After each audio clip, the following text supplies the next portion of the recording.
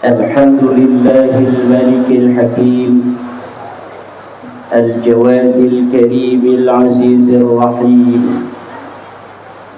والطريق إليه واضح للقاصدين، والدليل عليه لائق للناظرين. والصلاة والسلام على سيد المرسلين سيدنا ومولانا محمد وعلى آله وأصحابه الطيبين الطاهرين.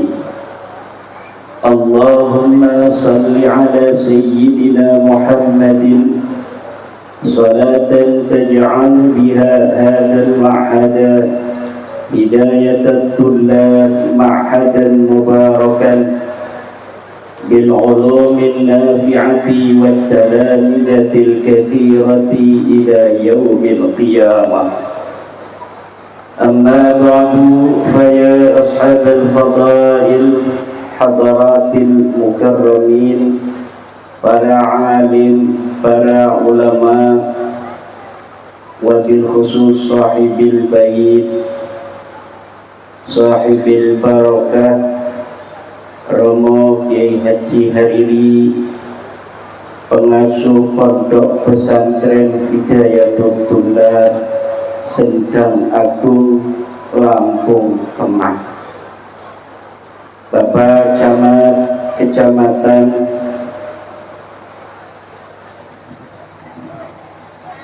sudah ada di sini, Bapak Camat yang telah memberikan sambutan. Ini Bapak Camatnya Kiai pakai sarung, pakai peci, alhamdulillah. Ketua pengurus provinsi Perjuangan Wali Songo Indonesia, Al-Mukarram Al-Alim Kiai Haji Suparman Abdul Karim, didampingi oleh Kiai Haji Mustafa Al-Faruq, Kiai Haris Mahfadhi, Ketua PWI Lampung Tengah bagian timur, para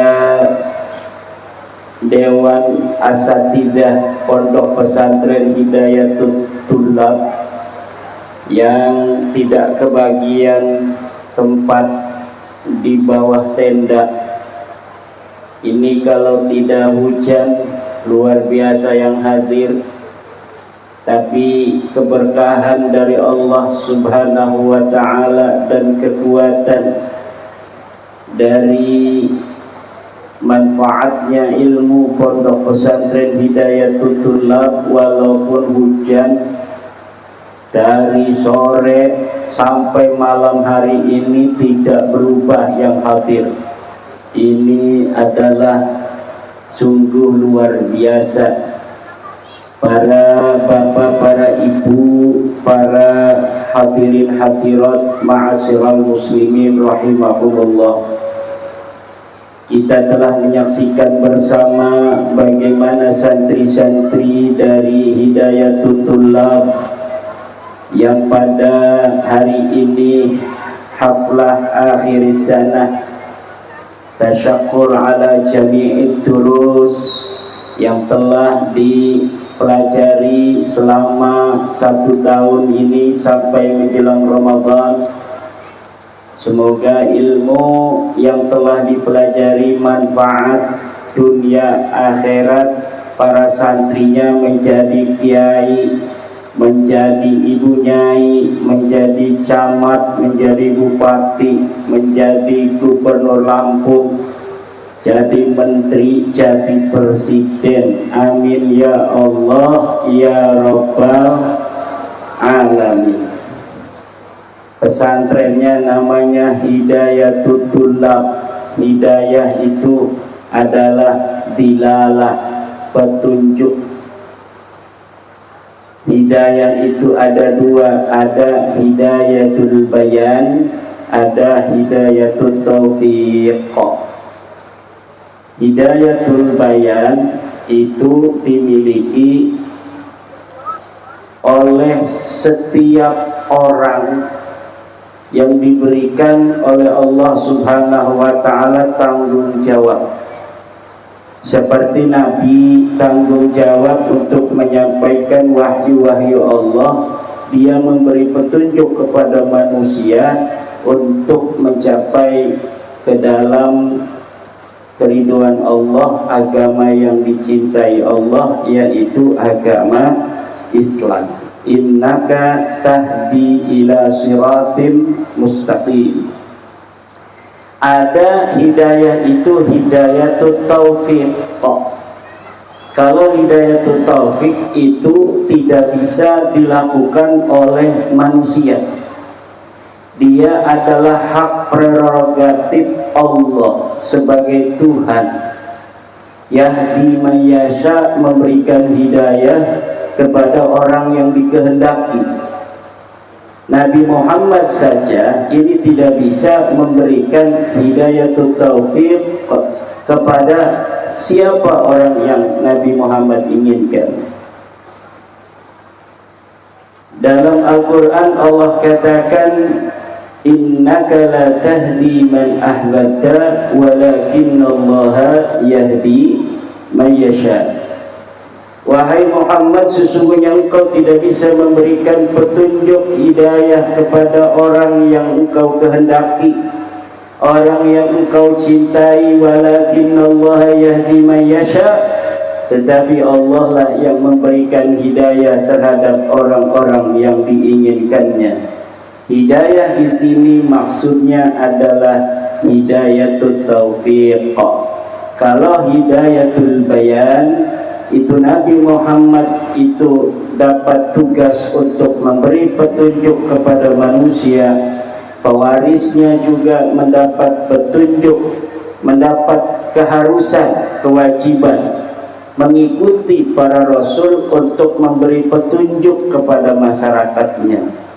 Pengasuh pesantren mempunyai kewajiban hidayatul bayan terhadap santrinya untuk mampu memahami agama dengan benar. Itu hidayatul bayan. Semua orang yang mempunyai tanggung jawab itu dia mempunyai tanggung jawab hidayatul bayan. Pembina pramuka ketika dia menguji anak-anak pramuka agar mampu untuk menelusuri apa yang dicari, itu belajar mencari jejak. Setiap jejaknya ada hidayah, ada petunjuk ke kiri, ke kanan. Nah, itu namanya hidayatul bayan. Itu siapa saja bisa. Tapi kalau hidayatul taufik itu hanya Allah. Innaka la tahdi man ahbabta. Kata para sebagian mufassir, ayat innaka la tahdi man ahbabta ini menjadi dalil kafirnya Abu Thalib. Abu Thalib itu pamannya Nabi Muhammad. Abu Thalib bin Abdul Muttalib. Abdul Muttalib punya anak Abu Thalib, Hamzah, Abu Lahab, Abdullah. Abdullah ini adalah bapaknya Nabi Muhammad. Punya anak lagi Haris. Anaknya Abu Thalib, Abdul Muttalib itu ada yang langsung iman seperti Hamzah, ada yang langsung kafir seperti Abu Lahab, ada yang nunggu dulu Islamnya seperti Abbas. Abbas itu, Sayyidina Abbas, perawi hadis, itu tidak langsung masuk Islam. Ketika perang Badar, Abu Lahab, Abbas pamannya Nabi ini masih perang bersama Nabi.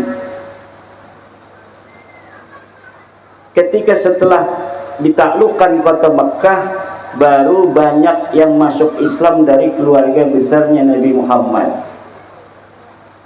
Jadi dalam perjuangan itu begitu, Yai Haris, Yai Hariri.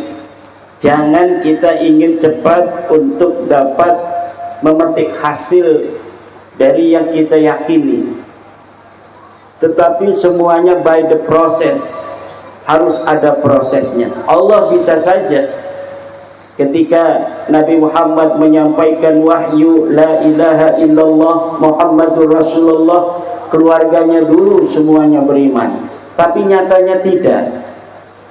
Keluarganya bahkan banyak yang memusuhinya, terutama Abu Lahab. Padahal Abu Lahab adalah orang yang sangat menyayangi Nabi. Sebelum Nabi Muhammad itu mendeklarasikan diri bahwa beliau mendapatkan wahyu dari Allah dan untuk menyampaikan bahwa agama yang paling benar adalah agama Islam, inna dina indallahi al-Islam faman yabtaghi ghairal islami dinan fala yuqbala minhu wa huwa fil akhirati minal khasirin. Sebelum Nabi Muhammad menyampaikan itu, Abu Lahab adalah orang yang sangat mencintai Nabi besar Muhammad sallallahu alaihi wasallam. Bahkan anak-anak perempuannya Abu Lahab dinikahkan dengan anak-anak perempuannya Nabi Muhammad. Jadi selain sebagai paman juga sebagai menantu atau besan, sebagai besan. Jadi Abu Talib yang sangat membela baginda Nabi itu tidak terang-terangan Kiai Haris untuk membela Nabi dalam ajarannya. Tapi Abu Talib hanya membela Nabi terang-terangan jika Nabi Muhammad ini ada tantangan secara fisik. Kalau Nabi Muhammad ini ada ancaman dari orang-orang kafir Quraisy, Abu Talib datang membela. Siapa yang mau macam-macam sama ponakanku berhadapan dengan aku. Tapi Abu Talib tidak pernah mengatakan saya setuju dengan Muhammad, dengan apa yang diajarkan Muhammad bahwa tidak ada Tuhan selain Allah, bahwa menyembah patung-patung di Ka'bah itu adalah kemusyrikan, masuk ke dalam neraka. Itu Abu Talib belum pernah mengatakannya. Tetapi apabila Nabi Muhammad lagi pergi belum pulang, langsung Abu Talib itu menanyakan kepada orang-orang kafir Quraisy, bahkan mengancam, ponakanku belum pulang di sore hari, kalau dia tidak pulang seluruh orang-orang Mekah akan saya bunuh semua. Dan itu sudah siap. Jadi Abu Talib dari Bani Hashim terkenal orang yang sangat dihormati, sangat santun, tidak pernah perang-perang yang bergajul-bergajul. Tapi orang tahu bahwa kalau mereka Bani Hashim ini perang, mereka perangnya paling hebat, paling tangguh di dalam melawan musuh. Nah, hari ini Kiai Hariri, ada perbedaan pendapat ulama tentang Abu Talib. Apakah Abu Talib ini dia kafir? Apakah Abu Talib ini dia mukmin? Orang-orang yang mengatakan Abu Talib adalah kafir berdasarkan ayat di atas. Mana ayat di atas? Yang tadi saya sebutkan, yaitu innaka la tahdi man ahbabta walakinnallaha yahdi man yasha. Menurut beberapa hadis ini diturunkan untuk Sayyidina Abi Talib. Kata sebagian para ulama, Abu Talib itu kafir karena asbabun nuzul daripada ayat innaka la tahdi man ahbabta adalah Abu Talib. Berarti Abu Talib itu tidak diberikan hidayah oleh Allah Subhanahu wa ta'ala, dalam kurung dia masih kafir. Orang yang mengatakan Abu Talib adalah seorang mukmin menolak pendapat ini, Mereka mengatakan tidak bisa ayat innaka la tahdi man ahbabta ini menjadi sebab turunnya ayat itu adalah peristiwa Abi Thalib. Tidak bisa.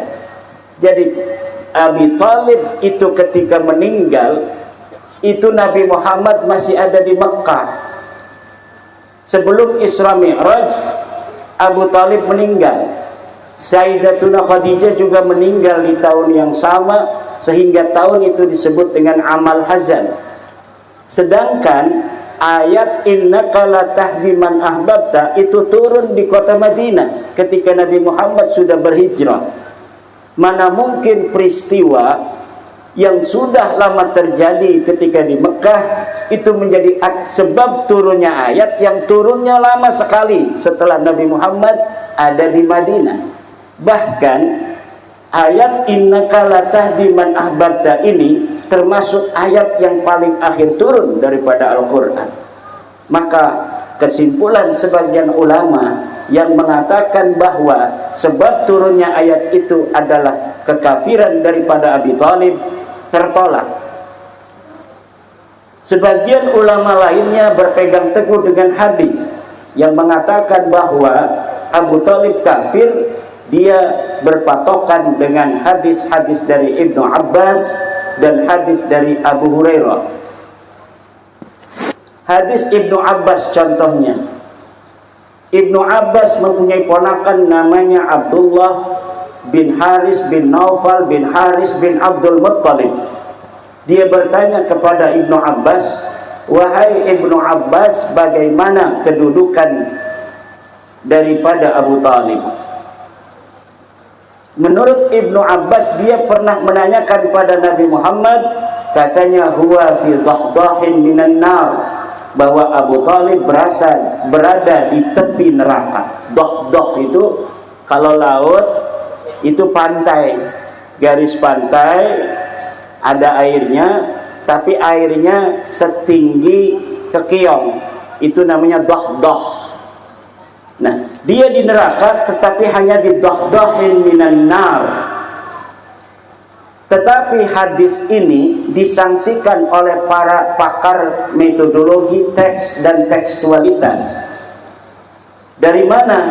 Karena salah satu perawinya adalah Abdullah bin Haris bin Naufal bin Haris bin Abdul Muttalib, dari keluarga Nabi sendiri, tetapi ibunya adalah Hindun binti Abi Sufyan, kakaknya Muawiyah radhiyallahu anhu, yang dimana antara Abu Thalib dan keluarga Muawiyah ini terjadi pertarungan politik yang tajam. Mereka bersaing secara politik. Jadi walaupun Abdullah bin Naufal ini, bin Haris bin Naufal ini masih keluarga daripada Bani Abdul Muttalib, tapi beliau ini lebih dekat ke Bani Umayyah secara politik. Bahkan dia diangkat sebagai gubernur di kota Basra. Ketika dilihat dari kedudukannya yang mempunyai jabatan politik di kota Basra sebagai gubernur ketika Muawiyah berkuasa, ini menunjukkan keberpihakannya kepada keluarga Bani Umayyah lebih tinggi daripada keberpihakannya kepada keluarga pamannya sendiri, yaitu Abi Thalib. Dari situ para pakar-pakar hadis menyaksikan riwayat ini. Kenapa? Karena perawinya punya kepentingan.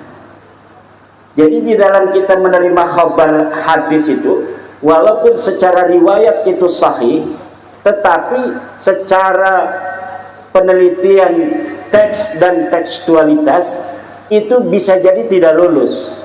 Seperti hadis ini. Ini hadis sahih. Min jihatir ruwat sahih. Periwayatnya itu semuanya ahli-ahli adalah yang jarang berdusta, dihukumi sebagai perawi-perawi yang adil, sehingga dia masuk ke dalam kitab Imam Muslim. Sebagaimana kita ketahui, kalau hadis itu sudah ada di dalam kitab Imam Muslim dan kitab Imam Bukhari, itu adalah min as-sahil asanid, termasuk perawi-perawi yang paling sohehnya sanad. Tetapi apabila diuji dari teks dan intertekstualitas, itu belum tentu seperti hadis ini. Makanya sebuah riwayat apabila diriwayatkan oleh orang yang punya kepentingan, ini perlu diteliti ulang. Seperti adanya pengakuan sebagai keturunan Nabi. Ini bisa untuk dipelajari dari studi teks dan studi tekstualitas, juga studi intertekstualitas, namanya muqabalatun nusakh, yaitu dengan cara membandingkan sebuah berita yang terdapat dalam kitab dengan berita lainnya, dikumpulkan berdasarkan tahunnya, kemudian setelah dikumpulkan berdasarkan tahunnya, kita uji berdasarkan manuskripnya. Setelah diuji berdasarkan manuskripnya, ditulis tahun berapa ini manuskrip. Setelah diketahui ditulis tahun berapa, siapa yang menulis. Siapa yang menulis ini, apakah penulis ini mempunyai kepentingan ataukah tidak? Kalau misalnya seorang yang mengaku sebagai keturunan raja daripada Palembang itu siapa? Sriwijaya pada tahun 1400 Masehi, misalnya dia keturunan daripada Raja Sriwijaya. Kalau yang menulis ini adalah orang yang mengaku itu perlu sebuah penelitian yang diawali oleh ketidakpercayaan terlebih dahulu. Setelah kita tidak percaya dengan berita itu, maka kita mencari dalil akan klaimnya itu. Jadi kita tidak percaya selama klaimnya itu tidak punya bukti. Ketika klaimnya itu terbukti, baru kita percayai.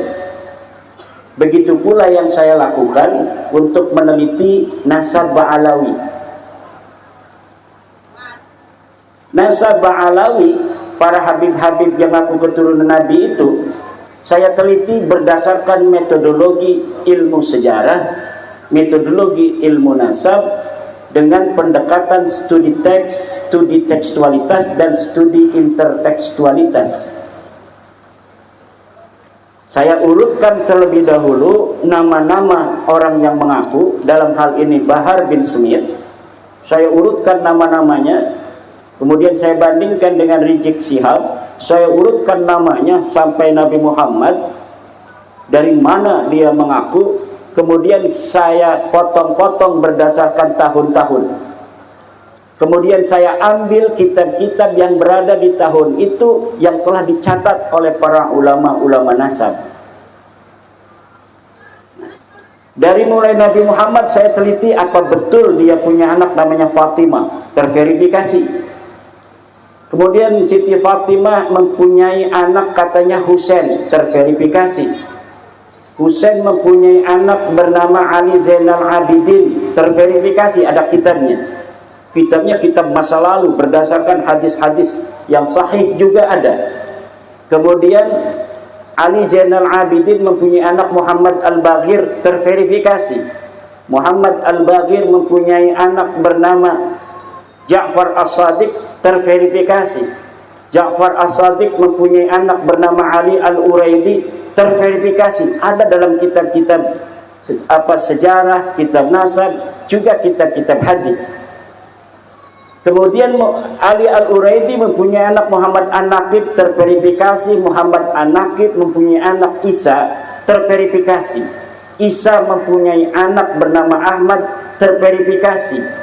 Dari Ahmad ini, betulkah dia punya anak namanya Ubaidillah? Tidak ada satu kitab pun yang menyebutkan Ahmad bin Isa punya anak namanya Ubaidillah.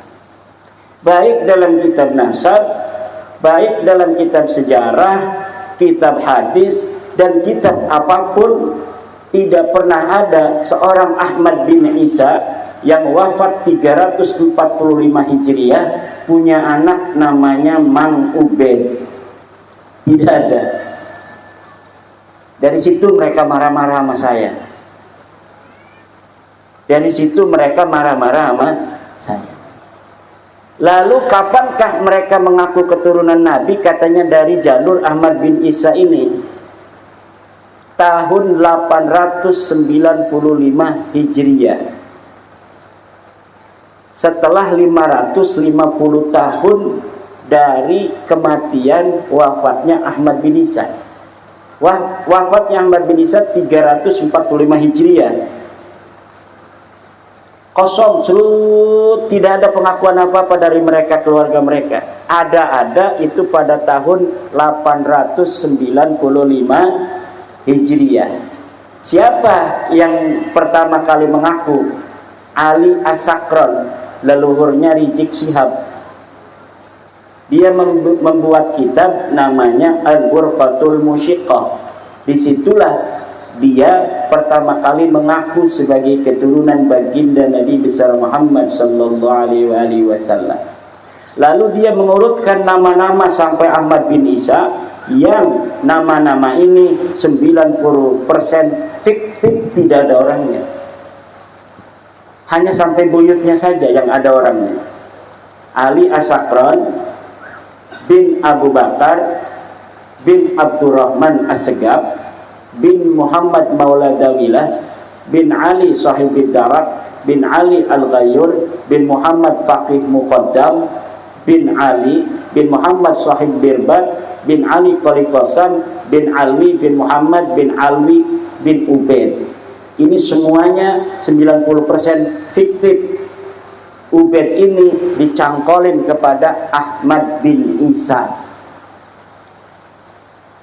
Yang ada itu hanya dari Ali As-Sakran bin Abu Bakar bin Abdurrahman As-Segaf bin Muhammad Maula Dawilah. 4 nama ini benar. Ke atasnya nggak ada orangnya. Kiai Imad dari mana tahunya itu nggak ada orangnya? Ya kan masing-masing punya sejarah, ditulis sejarahnya.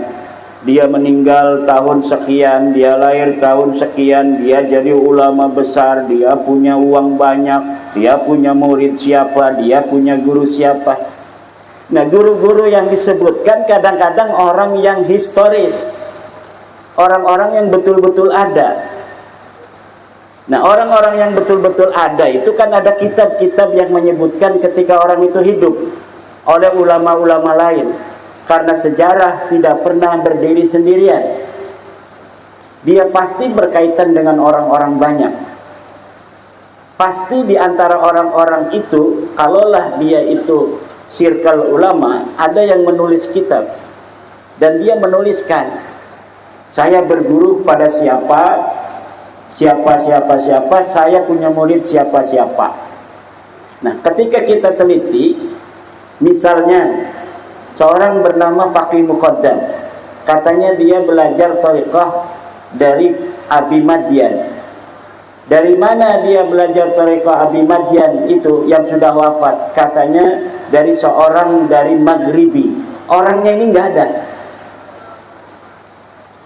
Orang-orang yang disebutkan ini nggak ada. Kenapa? Karena Faqih Muqaddamnya sendiri, Yai Haris, tidak ada orangnya.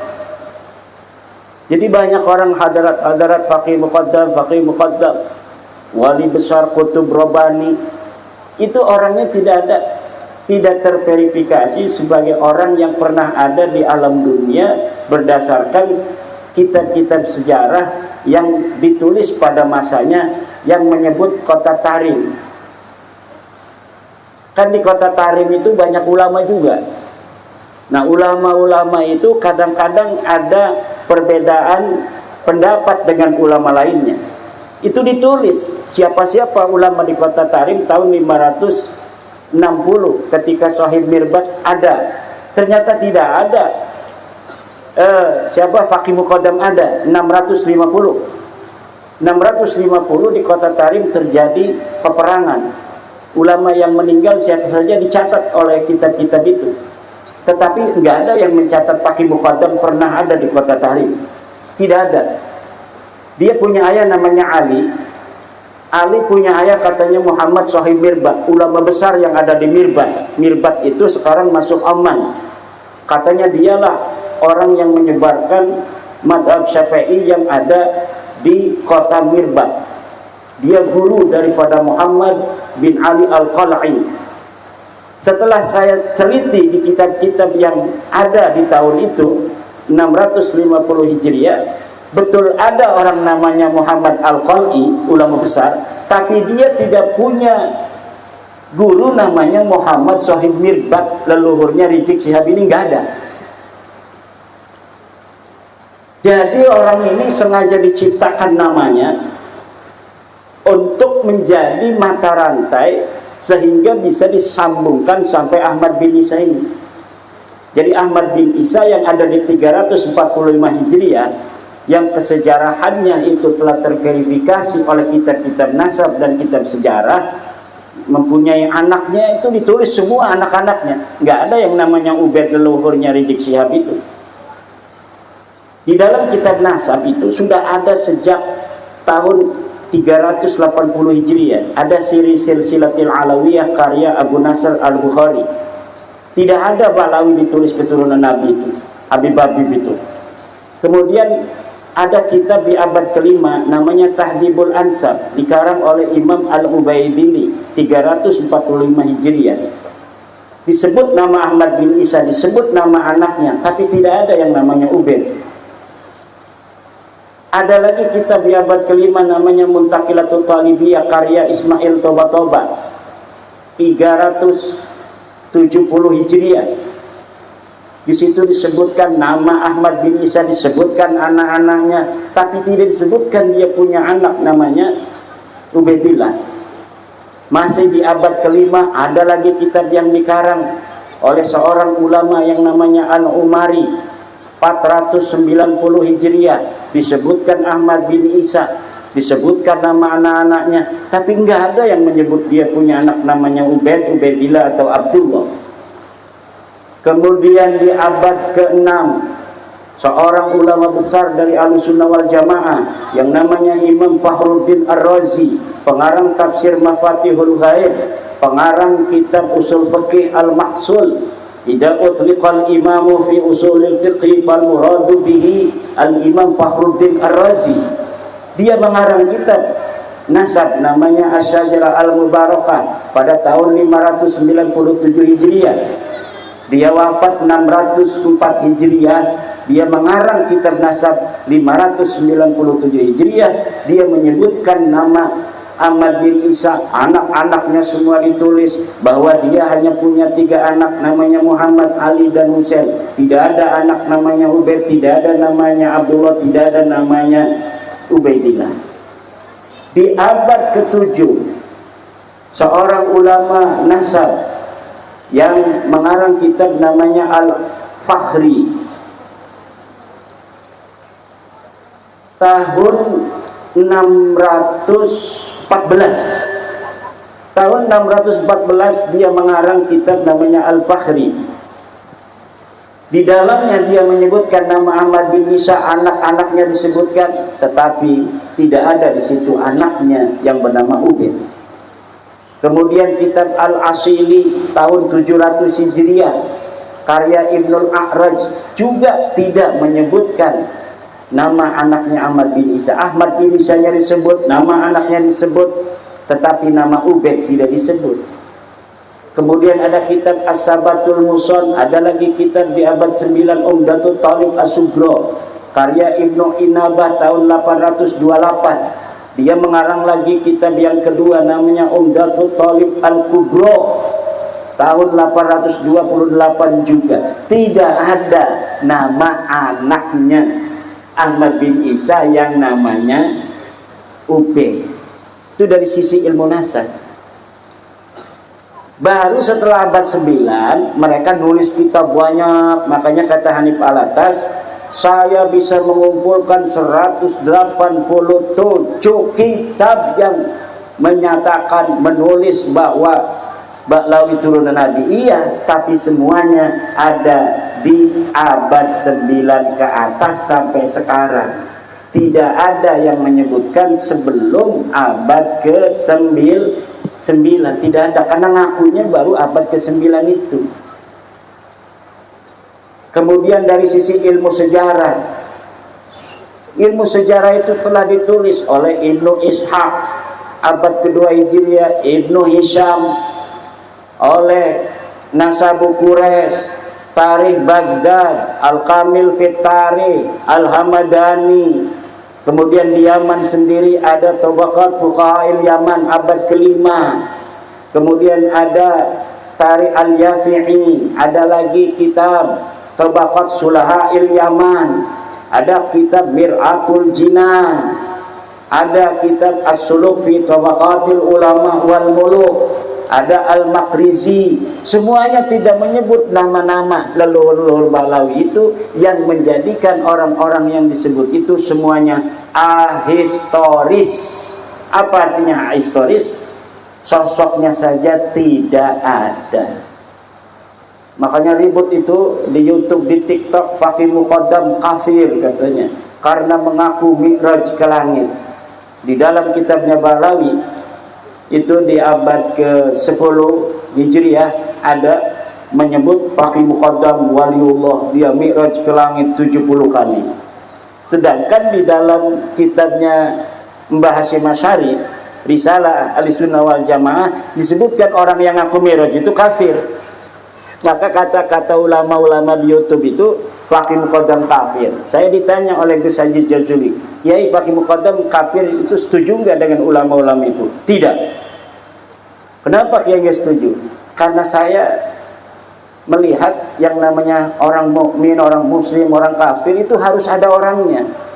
Nah emang kenapa? Ya Faqih Muqaddam ini orangnya saja tidak ada. Gimana tidak adanya Kiai? Orang ada biografi, ada buku yang khusus menulis Al-Imam Faqih Muqaddam ini banyak sekali. Siapa para dokter-dokter di Yaman yang berani berhadapan dengan saya untuk membuktikan kesahihan sosok Faqih Muqaddam pernah ada di dunia? Nggak ada yang berani. Nggak bakal ada yang berani. Kenapa? Karena buku biografi Faqih Muqaddam itu ditulisnya baru 50 tahun yang lalu. Bahkan salah satunya yang nulis orang Indonesia. Jadi kesejarahannya ditulis dari ruang hampa, diambil tanpa referensi, tanpa bukti primer, tanpa bukti sekunder, tanpa data eksternal, tanpa data internal yang sezaman yang ada pada masanya, tidak ada. Berbeda dengan kesejarahan daripada seorang Sayyidi Syekh Abdul Qadir Al-Jailani. Seorang Sayyidi Syekh Abdul Qadir Al-Jailani yang ada di abad ke-5, ke-6, itu orang yang ada di abad ke-6 mengarang kitab namanya Ibnul Jauzi. Ya, dia menyebutkan di Baghdad ada ulama besar namanya Syekh Abdul Qadir Al-Jailani. Itu membuktikan sosok ini betul-betul historis. Mengenai nasabnya, ulama-ulama nasab itu mencatat nama Sayyidi Syekh Abdul Qadir Al-Jailani sebagai keturunan baginda Nabi Muhammad SAW itu sejak kematian wafatnya Sayyidi Syekh Abdul Qadir Al-Jailani. Kenapa waktu hidupnya tidak? Karena waktu hidupnya Syekh Abdul Qadir Al-Jailani tidak pernah mengaku di hadapan orang sebagai keturunan Nabi. Baru diketahui dari keluarganya ketika mau dicatat sejarahnya, keluarganya mengatakan bahwa ini silsilah ayahku Syekh Abdul Qadir Al-Jailani sampai kepada Sayyidina Hasan. Itu. Jadi itu sudah terverifikasi. Tetapi kalau Balawi ini sama sekali Bapak. Kalau hadarat-hadarat ila hadrati Faqih Muqaddam itu kemana larinya nggak tahu saya. Kalau kitanya jelas dapat pahala, tapi mentoknya kemana ini nggak tahu. Karena orang baca Fatihah pasti dapat pahala. Maka udah kita baca Fatihah kepada yang jelas-jelas ada orangnya. Siapa? Ya para sahabat Nabi, para ulama-ulama, kiai-kiai kita, guru-guru kita di kampung yang mengajarkan agama, mengajarkan praktek sholat, praktek wudhu, yang mengajarkan kesantunan, yang mengajarkan kecintaan terhadap agama, kecintaan terhadap negara. yang tidak memprovokasi antara bangsa yang satu dengan bangsa yang lain, antara bangsa dan negara. Tidak ada ulama-ulama NU menyuruh jamaahnya, jamaah pengajian yang mulia, besok kita demo turunkan BBM. Enggak ada. Dari zaman dulu belum pernah ada ulama NU menyuruh demo kepada masyarakatnya, kepada negara. Kenapa? Karena ulama berhusnudzon, masing-masing punya tugasnya. Tugas kita mengajarkan umat untuk membawa ke dalam keridhaan Allah. Tugasnya para pemimpin kita di negara adalah untuk membawa kemaslahatan pada masalah-masalah duniawi, dan para ulama yakin tujuan dari para pemimpin itu semuanya kebaikan untuk bangsa dan negara. Ini yang diajarkan ulama kita. Kalau mengenai oknum-oknum, semuanya ada oknum. Kita ini sudah stadium 4 korupsi, buktinya kita aman-aman saja. Kalau kelaparan di mana-mana terjadi, pembangunan sama sekali tidak ada, kemudian bapak lurahnya pakainya Rubicon, bapak camatnya pakainya Hiace misal, istrinya pakainya Alphard, sementara tidak ada sama sekali pembangunan. Baru itu ketimpangan yang nyata. Sekarang ini enggak. Kita sampai ke sini di pelosok ini di aspal, walaupun gejlok-gejlok. Saya tidur di tol, tiduran, nggak tidur beneran. Ketahuan ini udah deket kalau udah gejlok-gejlok. Karena biasanya kalau di kampung kan terbatas anggaran kita itu. Mudah-mudahan aja nanti kita bisa dengan segala upaya-upaya pemimpin kita. Ini sebenarnya Bapak, orang pemimpin kita ini program itu semuanya benar, semuanya baik. Ada ketidaksinkronan di tengah, kadang di pinggir, itu aja. Dan ini berusaha berbagai macam metode. Sekarang tadi saya lihat di YouTube itu Bapak Presiden kita mengadakan program Danantara Indonesia, bikin super holding untuk BUMN agar uang tidak banyak melebur yang tidak-tidak, tetapi betul-betul untuk simpanan investasi, bukan hanya untuk hari ini, bisa sampai 100 tahun lagi, bisa 200 tahun lagi, bisa 500 tahun lagi untuk anak cucu kita. Jadi kayak rumah tangga kita juga punya tabungan. Kan kita di rumah juga kan nabung. Kalau orang punya warung itu kemudian dia dapat 100.000 dibelanjain semua. Besok dapat 200.000 belanjain semua. Walaupun barang semakin banyak, kalau tidak ada ketahanan ekonomi berupa celengan tabungan, ini tidak akan beres kehidupan Bapak dan Ibu. Jadi tiap hari harus jelas berapa persen yang harus dimasukkan sebagai tabungan. Kalau kita dapat 100.000, misalnya 20% lah kalau kita banyak tanggungan yang kita celengin. Berarti 20.000 ini harus matang dia, nggak boleh diomongin. Kalau dapatnya 200.000 berarti 40.000 kita harus masuk celengan per hari.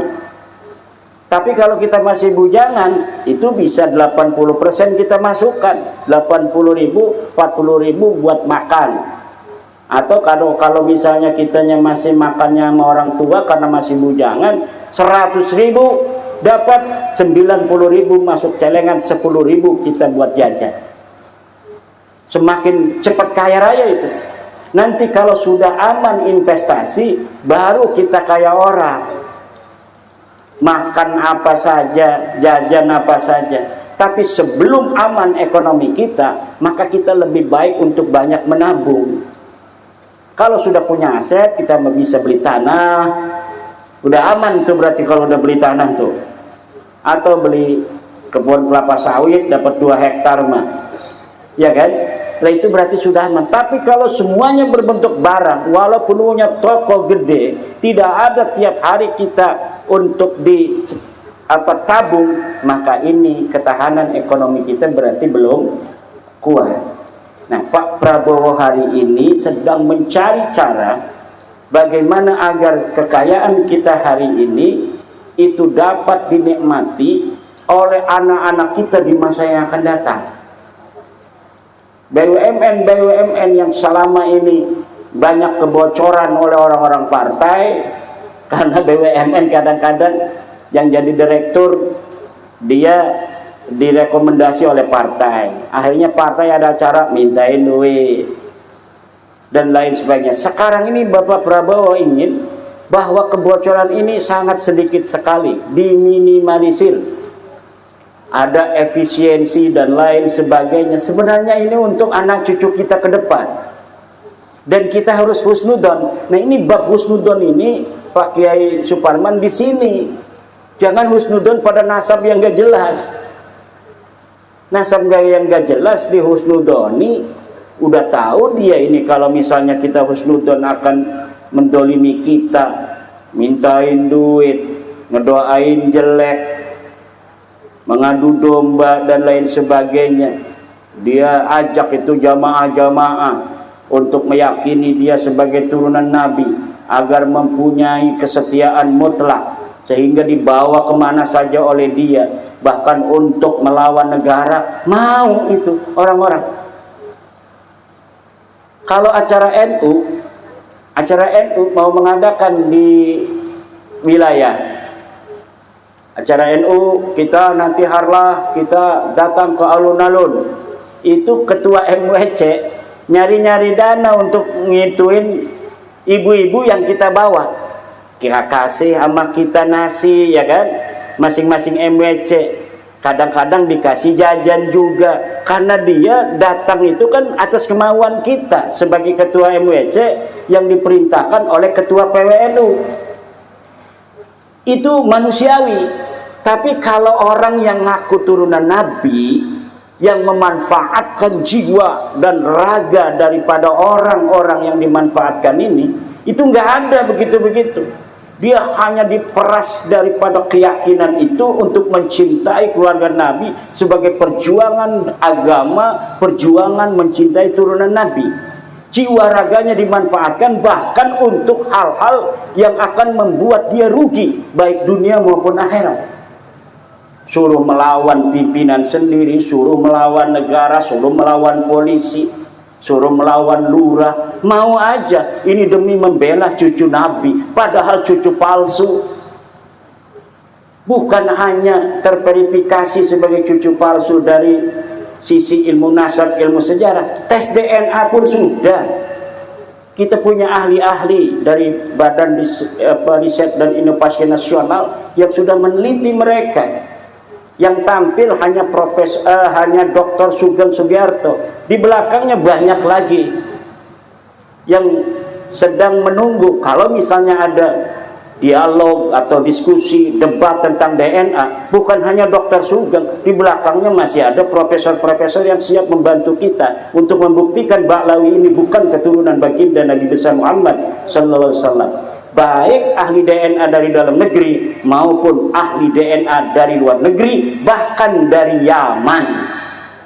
Dari Yaman sendiri, pakar DNA-nya akan membantu kita. Tetapi sampai saat ini mereka nggak berani. Suruh tes DNA kayak takut semut sama api. Kalau ngomong DNA langsung lari aja. Kenapa? Karena sudah 180 orang dari keluarga mereka yang tes DNA, dan 99% mereka bukan hanya terverifikasi bukan keturunan Nabi, tapi mereka terverifikasi bukan orang Arab, tapi orang Kaukasus yang pindah ke India, kemudian jalur ibunya dari India, jalur ayahnya dari Kaukasus. Makanya secara tes DNA, YDNA, yaitu cara tes DNA untuk mengetahui jalur laki sampai Nabi Adam, itu mereka terverifikasi sebagai orang Kaukasus, orang Turki, perbatasan Turki, Iran, Bosnia, di situ Kaukasus, pegunungan Kaukasus. Dulu orang-orang Yahudi Khazar. Yahudi Khazar itu orang-orang Yahudi yang ngaku keturunan Nabi Yakub, tapi mereka sebenarnya bukan keturunan Nabi Yakub. Nah, kemudian dia pindah ke India, kawin dengan orang-orang India. Makanya dari tes DNA mitokondrianya, yaitu jalur ibu atau jalur dua-duanya untuk mengetahui persentase genetik dia ini lebih dominan dari daerah mana, itu terverifikasi mereka ini 48% dari jalur ibunya adalah India. Dan ini bisa dibuktikan. Coba lihat di internet itu, DNA Najwa Shihab itu 48%, dia jalur mitokondrianya, jalur ibunya adalah orang India. Nah, ini permasalahan kita semua, terutama warga Nahdlatul Ulama, karena yang percaya kepada penghormatan terhadap keturunan Nabi itu hanya Nahdlatul Ulama. Orang Muhammadiyah dari dulu udah merdeka, makanya mereka kaya raya, karena duitnya buat nabung, bukan buat kabin. Kalau di Lampung ini sampai ada yang ngasih HS itu sama kabin, ada yang ngasih Alfa. Orang Lampung mukibin, orang mukibin diminta apa aja kan di depan orang malu, dia kasihin aja turunan Nabi ini, mudah-mudahan saya berkah. Padahal bukan turunan Nabi, jangankan turunan Nabi, orang Arab aja bukan. Coba lihat wajahnya Raja Salman dengan wajah para kabib-kabib itu, beda, bainal masyriqi wal maghribi. Nah ini, kalau misalnya pengakuan itu tidak berdampak sosial, ya enggak apa-apa. Orang ngaku ini urusan dia itu, tetapi pengakuan ini wajib untuk kita bongkar karena berdampak sosial. Karena pengakuan mereka selama ini dimanfaatkan oleh mereka untuk menindas spiritualitas jiwa masyarakat yang percaya dan takdim kepada keturunan Nabi, sehingga dengan itu mudah untuk dimanfaatkan secara ekonomi dan secara politik, berbahaya untuk ketahanan nasional. Kenapa? Kalau semua orang itu didoktrin harus hitam putih ikut keturunan Nabi, padahal palsu begitu. Namanya keturunan Nabi asli kan pasti membawa kebenaran, membawa kepada kebaikan. Kalau yang palsu kan enggak. Kalau dianya lebih dominan darahnya bukan darah Nabi, kemudian orang percaya dia cucu Nabi, ya akhirnya anak-anak kita, saudara kita, masyarakat kita meyakininya ikut Nabi, turunan Nabi, padahal dibawa ke jalan neraka. Coba selama ini siapa yang bikin ribut di ini negara? Ya kalangan mereka saja. Orang Jawa punya akhlakul karimah yang tinggi, orang Aceh, Sumatera punya akhlakul karimah yang tinggi, orang Batak punya akhlakul karimah walaupun suaranya keras, tetapi nggak pernah ada orang Batak macam-macam itu untuk suku lainnya, untuk bangsa negara adem ayem aja. Orang Madura ngajakin carak melulu, tetapi belum ada dia itu mau mengusak ngasik negara dan kebangsaan kita. Jadi bangsa Indonesia ini bangsa besar yang mempunyai peradaban tinggi, akhlak mulia tinggi, keturunan orang-orang besar zaman masa lalunya. Jangan mau kita direndah-rendahkan oleh orang-orang yang hanya mengaku keturunan Nabi tanpa ada buktinya. Ini pentingnya. Makanya kita ini bukan untuk membuka aib sebenarnya, tetapi untuk melindungi masyarakat kita dari pemanfaatan pengakuan itu untuk kepentingan yang tidak baik, yang tidak ada kemanfaatnya untuk masyarakat kita itu yang diajak oleh mereka. Ibu bapak, karena udah jam 12, ini udah 1 jam ini kita bicara, mudah-mudahan ada manfaatnya. Mohon maaf kepada ibu-ibu yang kehujanan itu, walaupun ini gagah perkasa, tendanya ini kuat, tetapi cibratan mah pasti ada ya. Mudah-mudahan kita lebih dapat pahala lebih besar, karena yang banyak pahalanya itu adalah orang yang banyak susahnya, banyak pekerjaannya. Semakin susah kita beribadah, semakin banyak pahalanya. Karena kita ini datang hujan-hujanan, tentu pahalanya lebih besar. daripada ketika kita datang tanpa hujan-hujanan. Demikian saya diminta berdoa sebelum saya tutup.